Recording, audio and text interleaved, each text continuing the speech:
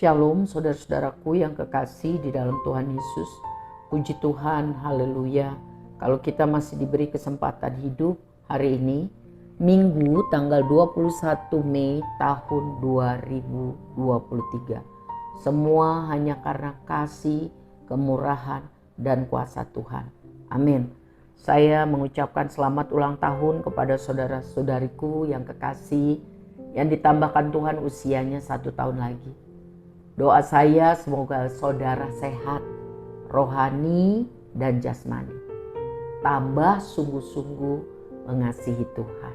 Diberkati dan jadi berkat bagi kemuliaan nama Tuhan. Amin. Hari ini kita akan membahas dari Kisah Para Rasul 2 tentang Roh Kudus. Mari kita buka hati kita, sungguh-sungguh haus dan lapar akan Tuhan. Bapa kami yang baik, terima kasih Tuhan Yesus.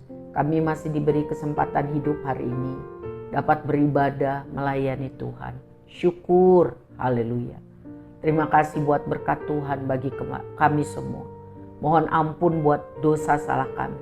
Mohon kesanggupan untuk mengampuni orang yang bersalah kepada kami.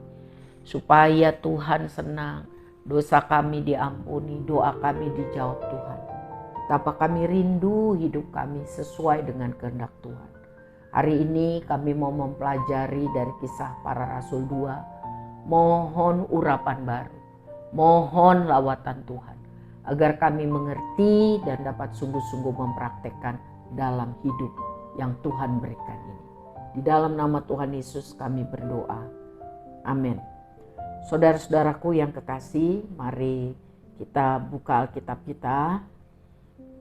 Di dalam Kisah Para Rasul pasal 2 ayat 1 sampai ayat yang terakhir, ayat 47. Ya. Ini berita mengenai hari Pentakosta. Mari kita buka dengan serius, dengan fokus, dan sambil kita mendengarkan Alkitab bersuara. Tuhan Yesus memberkati kita. Ketika tiba hari Pentakosta, semua orang percaya berkumpul di satu tempat. Tiba-tiba turunlah dari langit suatu bunyi seperti tiupan angin keras yang memenuhi seluruh rumah di mana mereka duduk.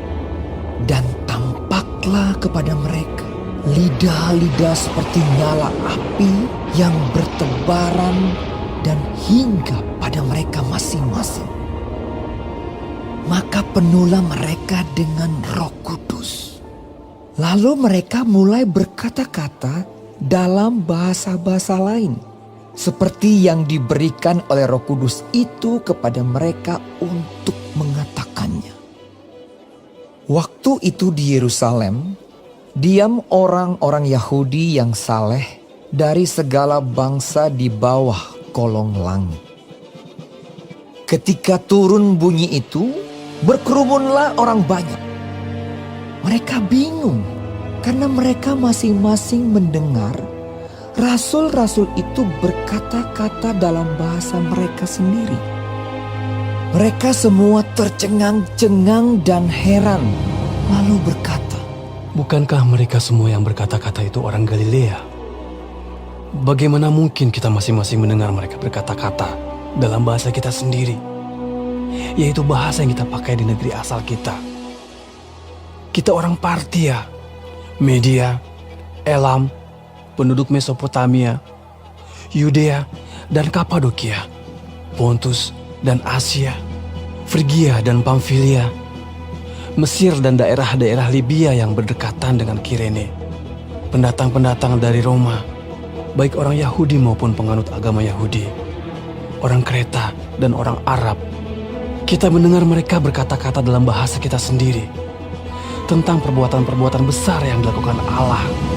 Mereka semuanya tercengang-cengang dan sangat termangu-mangu sambil berkata seorang kepada yang lain, "Apakah artinya ini?" Tetapi orang lain menyindir. "Mereka sedang mabuk oleh anggur manis." Maka bangkitlah Petrus berdiri dengan ke-11 rasul itu Dan dengan suara nyaring ia berkata kepada mereka, "Hai kamu orang Yahudi, dan kamu semua yang tinggal di Yerusalem, ketahuilah dan camkanlah perkataanku ini. Orang-orang ini tidak mabuk seperti yang kamu sangka, karena hari baru pukul 9. Tetapi itulah yang difirmankan Allah dengan perantaraan Nabi Yoel. Akan terjadi pada hari-hari terakhir. Demikianlah firman Allah, bahwa aku akan mencurahkan rohku ke atas semua manusia. Maka anak-anakmu laki-laki dan perempuan akan bernubuat, dan teruna-terunamu akan mendapat penglihatan-penglihatan, dan orang-orangmu yang tua akan mendapat mimpi. Juga ke atas hamba-hambaku laki-laki dan perempuan akan kucurahkan rohku pada hari-hari itu, dan mereka akan bernubuat. Dan aku akan mengadakan mujizat-mujizat di atas di langit, dan tanda-tanda di bawah di bumi, darah dan api dan gumpalan-gumpalan asap. Matahari akan berubah menjadi gelap gulita, dan bulan menjadi darah, sebelum datangnya hari Tuhan, hari yang besar dan mulia itu. Dan barang siapa yang berseru kepada nama Tuhan akan diselamatkan. Hai orang-orang Israel, dengarlah perkataan ini. Yang aku maksudkan ialah Yesus dari Nazaret, seorang yang telah ditentukan Allah dan yang dinyatakan kepadamu dengan kekuatan-kekuatan dan mujizat-mujizat dan tanda-tanda yang dilakukan oleh Allah dengan perantaraan Dia di tengah-tengah kamu, seperti yang kamu tahu. Dia yang diserahkan Allah menurut maksud dan rencananya telah kamu salibkan dan kamu bunuh oleh tangan bangsa-bangsa durhaka. Tetapi Allah membangkitkan Dia dengan melepaskan Dia dari sengsara maut, karena tidak mungkin Ia tetap berada dalam kuasa maut itu. Sebab Daud berkata tentang Dia, "Aku senantiasa memandang kepada Tuhan, karena Ia berdiri di sebelah kananku, aku tidak goyah. Sebab itu hatiku bersuka cita, dan jiwaku bersorak-sorak, bahkan tubuhku akan diam dengan tentram. Sebab Engkau tidak menyerahkan aku kepada dunia orang mati, dan tidak membiarkan orang kudus-Mu melihat kebinasaan. Engkau memberitahukan kepadaku jalan kehidupan. Engkau akan melimpahi aku dengan sukacita di hadapan-Mu." Saudara-saudara, aku boleh berkata-kata dengan terus terang kepadamu tentang Daud, bapa bangsa kita. Ia telah mati dan dikubur, dan kuburannya masih ada pada kita sampai hari ini. Tetapi ia adalah seorang nabi, dan ia tahu bahwa Allah telah berjanji kepadanya dengan mengangkat sumpah bahwa ia akan mendudukkan seorang dari keturunan Daud sendiri di atas tahtanya. Karena itu ia telah melihat ke depan dan telah berbicara tentang kebangkitan Mesias ketika ia mengatakan bahwa Dia tidak ditinggalkan di dalam dunia orang mati, dan bahwa dagingnya tidak mengalami kebinasaan. Yesus inilah yang dibangkitkan Allah, dan tentang hal itu kami semua adalah saksi. Dan sesudah Ia ditinggikan oleh tangan kanan Allah dan menerima Roh Kudus yang dijanjikan itu, maka dicurahkannya apa yang kamu lihat dan dengar di sini. Sebab bukan Daud yang naik ke sorga, malahan Daud sendiri berkata, "Tuhan telah berfirman kepada Tuanku, duduklah di sebelah kananku, sampai kubuat musuh-musuhmu menjadi tumpuan kakimu." Jadi seluruh kaum Israel harus tahu dengan pasti bahwa Allah telah membuat Yesus yang kamu salibkan itu menjadi Tuhan dan Kristus. Ketika mereka mendengar hal itu, hati mereka sangat terharu. Lalu mereka bertanya kepada Petrus dan rasul-rasul yang lain. Apakah yang harus kami perbuat, saudara-saudara? Jawab Petrus kepada mereka. Bertobatlah, dan hendaklah kamu masing-masing memberi dirimu dibaptis dalam nama Yesus Kristus untuk pengampunan dosamu. Maka kamu akan menerima karunia Roh Kudus. Sebab bagi kamulah janji itu, dan bagi anak-anakmu, dan bagi orang yang masih jauh, yaitu sebanyak yang akan dipanggil oleh Tuhan Allah kita. Dan dengan banyak perkataan lain lagi ia memberi suatu kesaksian yang sungguh-sungguh, dan ia mengecam dan menasihati mereka. Katanya, Berilah dirimu diselamatkan dari angkatan yang jahat ini. orang-orang yang menerima perkataannya itu memberi diri dibaptis, dan pada hari itu jumlah mereka bertambah kira-kira 3.000 jiwa. Mereka bertekun dalam pengajaran rasul-rasul dan dalam persekutuan. Dan mereka selalu berkumpul untuk memecahkan roti dan berdoa. Maka ketakutanlah mereka semua, sedang rasul-rasul itu mengadakan banyak mujizat dan tanda. Dan semua orang yang telah menjadi percaya tetap bersatu. Dan segala kepunyaan mereka adalah kepunyaan bersama. Dan selalu ada dari mereka yang menjual harta miliknya, lalu membagi-bagikannya kepada semua orang sesuai dengan keperluan masing-masing. Dengan bertekun dan dengan sehati mereka berkumpul tiap-tiap hari dalam bait Allah. Mereka memecahkan roti di rumah masing-masing secara bergilir dan makan bersama-sama dengan gembira dan dengan tulus hati sambil memuji Allah. Dan mereka disukai semua orang. Dan tiap-tiap hari Tuhan menambah jumlah mereka dengan orang yang diselamatkan. Saudara yang kekasih, pada hari Pentakosta, orang Yahudi merayakan itu sebagai hari penuaian, hari panen. Semua bangsa Yahudi di seluruh dunia, ya, yang sungguh-sungguh mau mengamalkan ajaran Musa atau Taurat, mereka berkumpul, ya, di Yerusalem untuk bersyukur, pengucapan syukur hari raya 7 minggu atau hari raya penuaian panen kepada Tuhan yang memberkati hasil usaha mereka. Sementara itu, para pengikut Yesus, para rasul berkumpul di suatu ruangan bait suci di kota Yerusalem. Mereka melakukan perintah Tuhan untuk berkumpul sehati, berdoa, memohon pencurahan Roh Kudus. Dan sesuai dengan janji Tuhan dan nubuat Nabi Yoel ribuan tahun sebelumnya, di dalam Yoel 2 ayat 28 sampai 29, Yoel 2 ayat 28 sampai 29, Roh Kudus turun memenuhi mereka. Saat itu kira-kira 120 orang yang hadir saat pertemuan itu.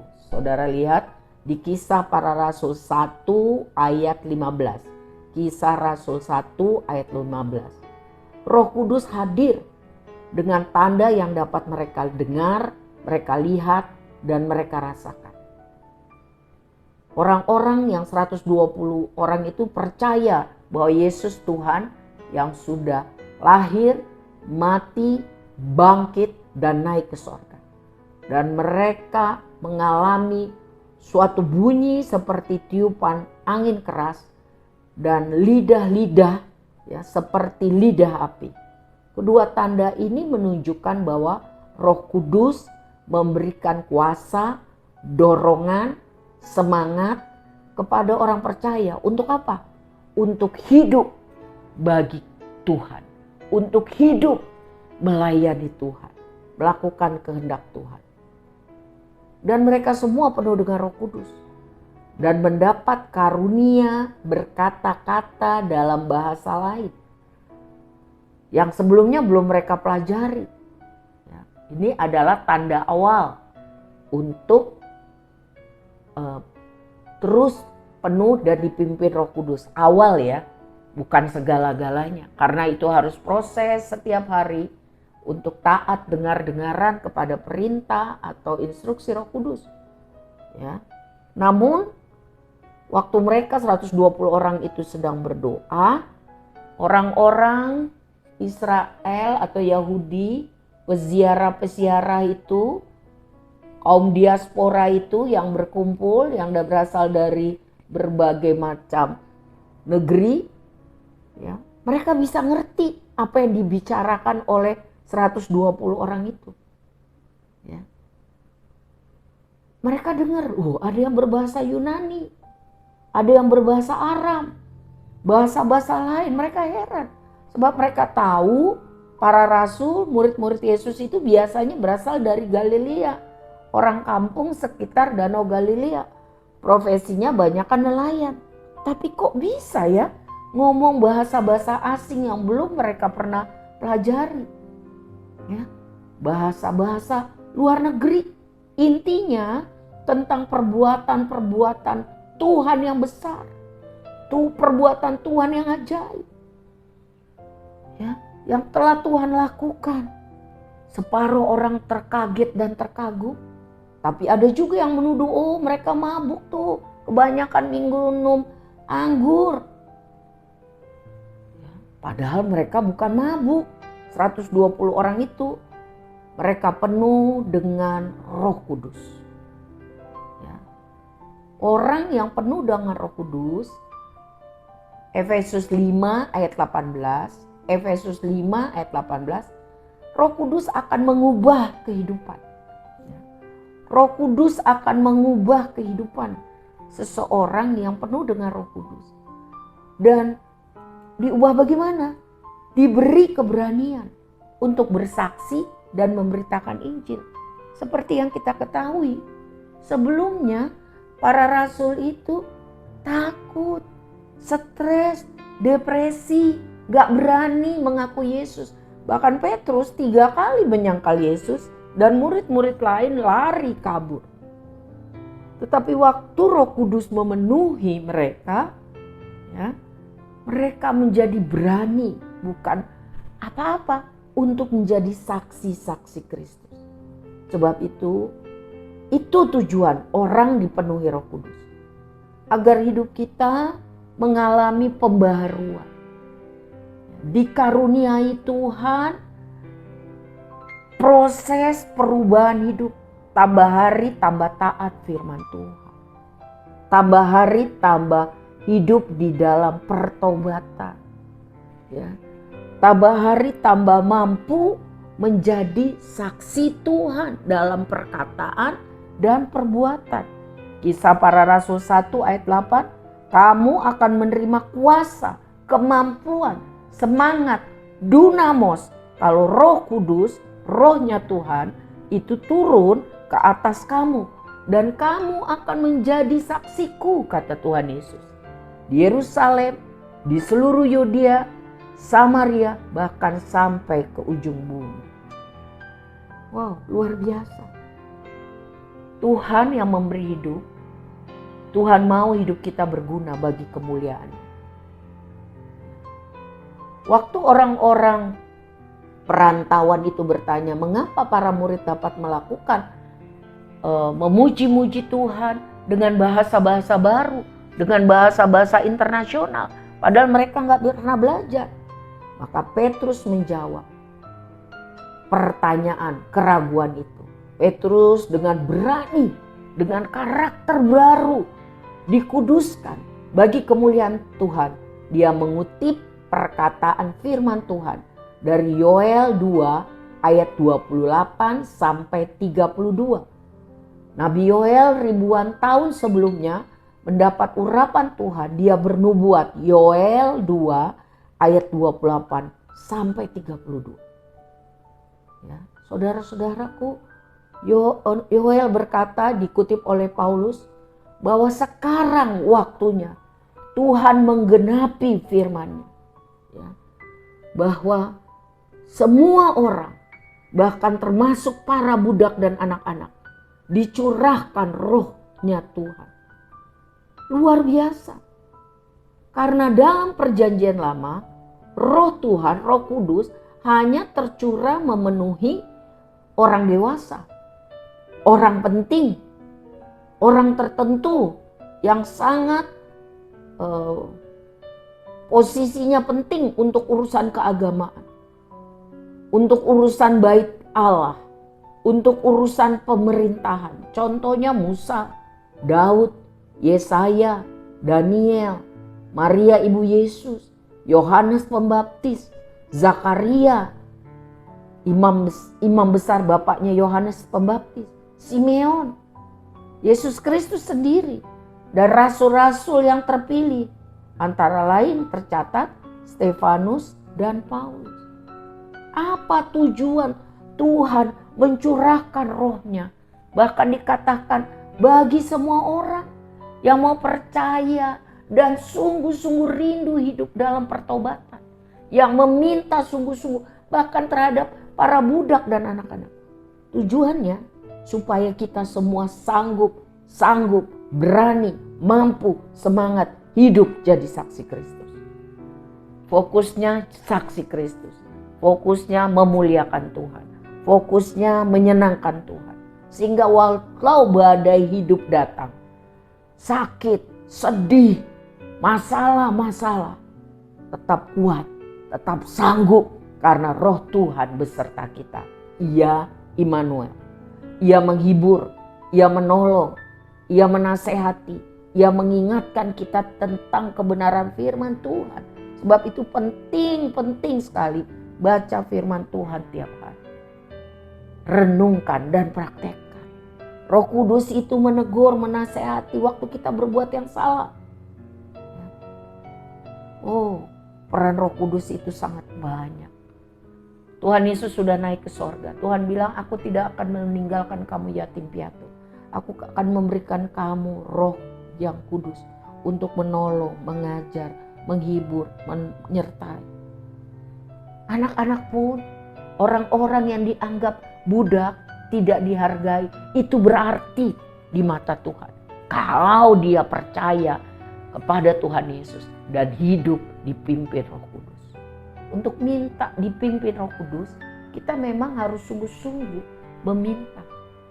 Dan kita bilang, Tuhan, aku mau hidup menyenangkan-Mu. Ajari aku, bentuk aku, proses aku.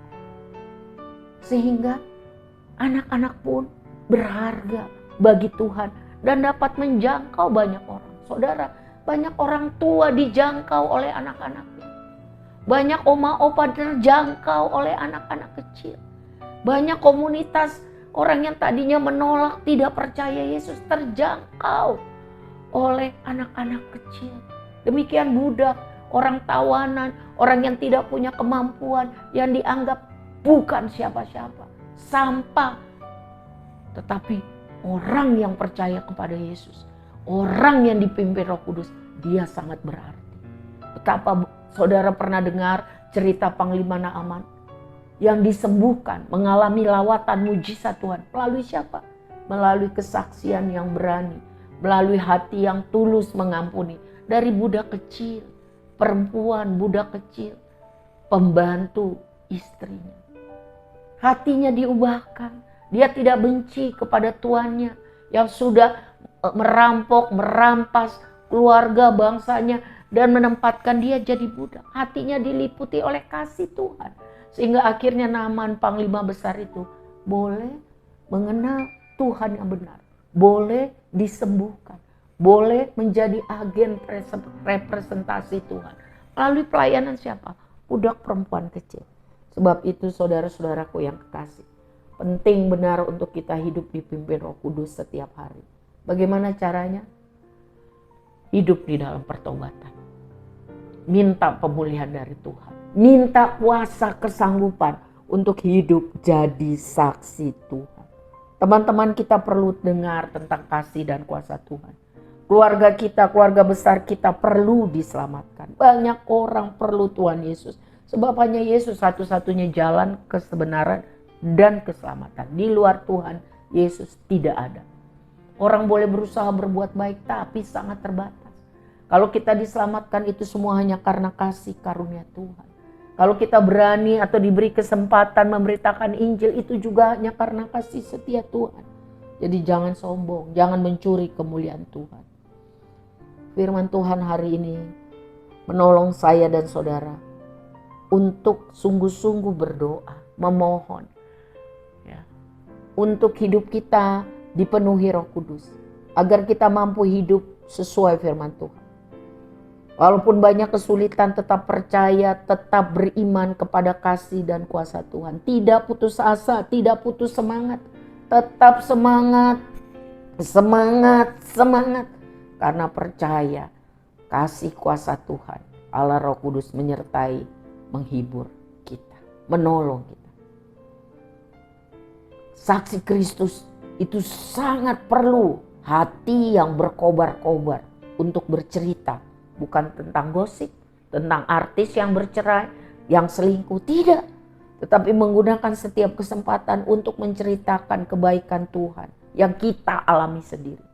Tentang mujizat pertolongan Tuhan yang kita alami sendiri. Bukan karena kita baik, bukan karena kita benar, tetapi karena kemurahan Tuhan. Mulut kita ini akan bercerita tentang kuasa Tuhan Yesus. Mulut kita ini diberi keberanian, semangat, pengetahuan untuk belajar, sehingga kita lebih hari lebih sanggup untuk menceritakan bahwa Yesus Kristus adalah satu-satunya Tuhan dan Juru Selamat.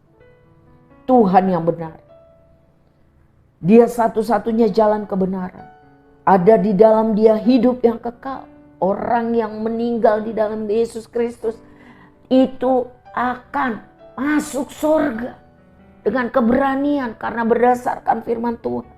Kita akan menceritakan itu. Diberikan kemampuan Tuhan untuk memiliki iman yang kuat. Diproses Tuhan, hidup tambah hari, tambah baik, tambah benar karakter kita. Sehingga kesaksian kita tidak dimuntahin sama orang, lu ngomong doang lu. Kelakuan lu nol. Itu semua proses. Mari memberi diri kepada Tuhan. Mari minta Roh Kudus memproses hidup kita. Lalu juga diberi kecerdasan untuk bekerja, belajar, sehingga hidup anak-anak Tuhan itu seharusnya hidup yang memuliakan Tuhan. Saudaraku, mari kita rindu dipenuhi Roh Kudus.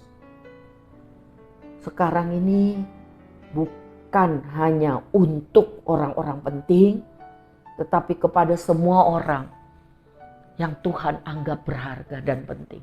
Baik itu perempuan, baik itu laki-laki, baik itu anak-anak, remaja, pria, bahkan budak. Semua berharga di mata Tuhan. Tuhan mencurahkan rohnya yang kudus bagi sungguh-sungguh orang yang mau meminta. Jadi ini kesempatan. Ada 10 hari kita berdoa sama-sama kecuali hari Minggu karena ada ibadah. Jam 7 sampai jam 8 malam. Hari haus lapar akan Tuhan. Curahkanlah kuasa-Mu Tuhan.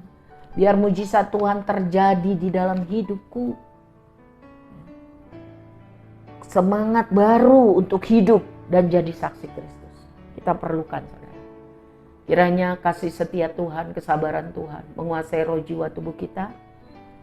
Allah Roh Kudus menerangkan firman-Nya lebih lugas lagi. Dan kita semua diberkati dengan persekutuan yang baru, diperbarui dengan Tuhan setiap hari.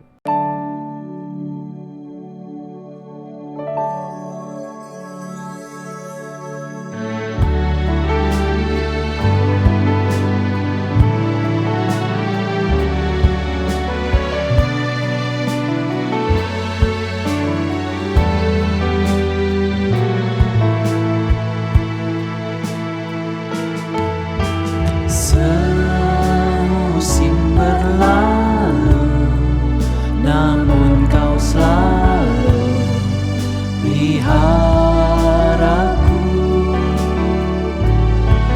Kasih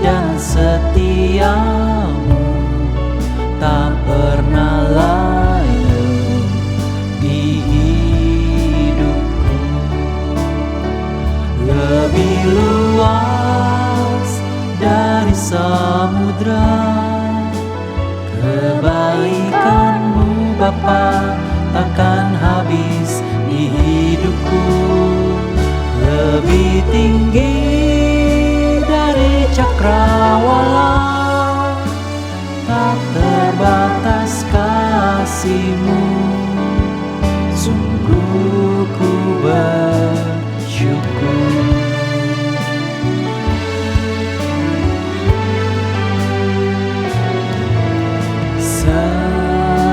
Semusim berlalu, namun Kau selalu peliharaku. Kasih dan setiamu tak pernah layu di hidupku. Lebih luas dari samudra kebaikan-Mu Bapa takkan habis di hidupku, lebih tinggi dari cakrawala, tak terbatas kasih-Mu, sungguh ku bersyukur.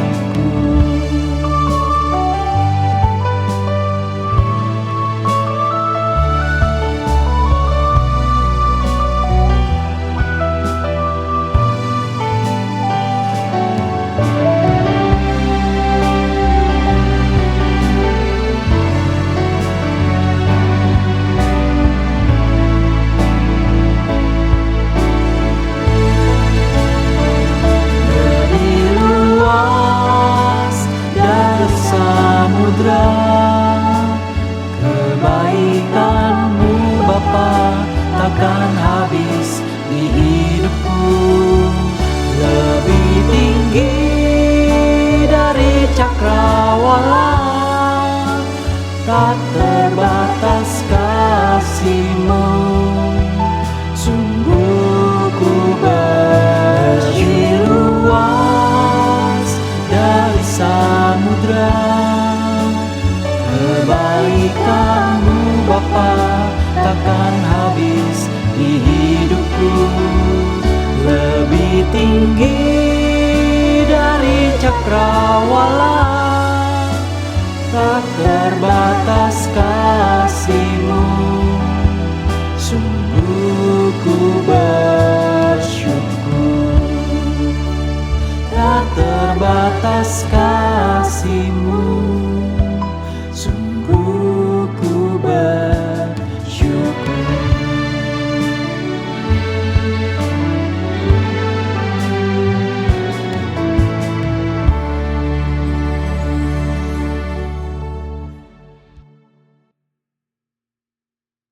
Mari kita berdoa. Bapa yang baik, terima kasih untuk saat kami dapat merenungkan kasih setia Tuhan, kemurahan Tuhan, sarana prasarana yang Tuhan berikan agar kami bisa hidup jadi saksi Kristus. Roh Kudus menolong kami, firman-Mu mengajari kami. Kami buka hati untuk Roh-Mu Tuhan, jamah kami semua, biar Tuhan mengerjakan di dalam kami kemauan-Mu menurut kerelaan-Mu. Kasih karunia Tuhan menolong kami agar semua kami yang mendengar firman Tuhan ini dan sungguh-sungguh mau hidup sesuai dengan firman Tuhan, dipenuhi kembali dengan Roh Kudus. Sempurnakan kami. Kami menyerahkan masalah-masalah kami terlalu kecil buat Tuhan. Kami percaya buat kasih karunia Tuhan. Angkatlah tangan-Mu, saudara, terimalah berkat dalam nama Tuhan Yesus. Kasih Allah Bapa yang sempurna dan kekal bagi kita semua. Cinta Tuhan Yesus, doa syafaatnya bagi saudara dan saya. Persekutuan yang manis diperbaharui dan lebih erat dengan Roh Kudus. Itu bagian kita yang sungguh-sungguh percaya dan meminta. Tuhan menolong kita untuk minggu yang akan datang. Tuhan beserta kita. Di dalam nama Bapa, Anak, dan Roh Kudus, mari kita katakan amin. Tuhan memberkati saudara, semangat.